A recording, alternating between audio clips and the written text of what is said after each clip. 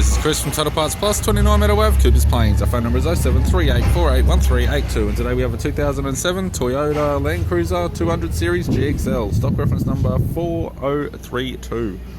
This shape runs from the 11th month 2007 and is the current shape. It's got a 2U ZFE 4.7 litre V8 petrol engine backed by an automatic 4-drive transmission. 2U ZFE 4.7 litre V8 petrol engine. This vehicle has sustained damage in the left-hand front and the right-hand side and the left-hand rear.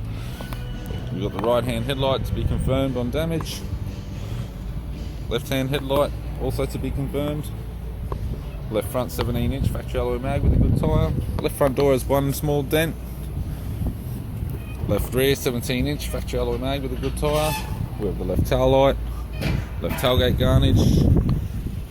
Top tailgate appears to have no damage. Lower tailgate has 3 small dents. Factory fitted towbar supplied with all bolts, brackets and loom. Right hand tailgate garnish, right hand tail light. And a right power door mirror. With the driver's side door trim, power window master switch.